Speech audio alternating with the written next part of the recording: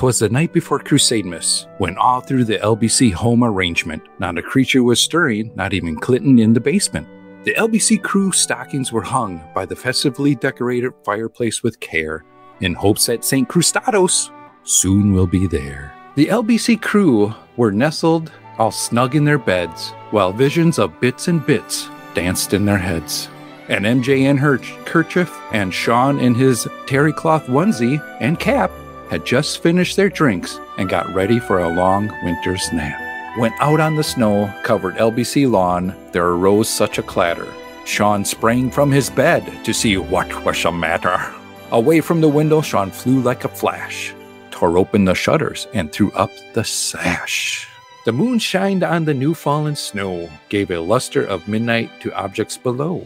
When what to my wondering eyes did appear but a miniature sleigh and 8 tiny reindeer, with a tall, middle-aged driver, so lanky and with a bag full of tostados, I knew in a moment he must be St. Crustados. More rapid than eagles, his courses they came, and he whistled and he shouted, and he called them by name. Now Jared, now Jason, now Delvin and Clinton, on Rick, on Kathy, on Joe, on Alan, on Maggie, and on Jonathan. To the top of the porch, to the top of the wall. Now dash away, dash away, dash away all. As leaves that before the wild hurricane fly, when they meet with an obstacle, mount to the sky. So up on the housetop, the corsairs they flew, with the sleigh full of toys, and St. Crustados too. And then in a twinkle, Sean heard on the roof the prancing and pawing of each little hoof. As Sean drew in his head and was turning around, down the chimney St. Crustados came with a bound.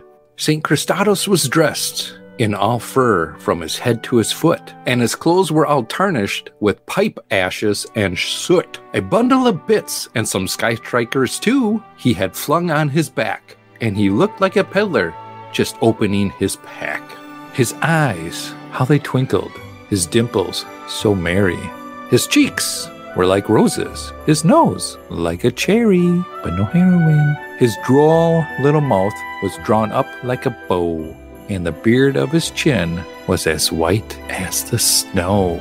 The stump of a pipe he held tight in his teeth, and the smoke, oh that smoke, it circled around his head like a wreath. He had a broad face and a little round belly that shook when he laughed like a bowl full of jelly. Ho, ho, ho, ho, ho. He was chubby and plump, a right jolly old elf, and Sean laughed when Sean saw him in spite of himself.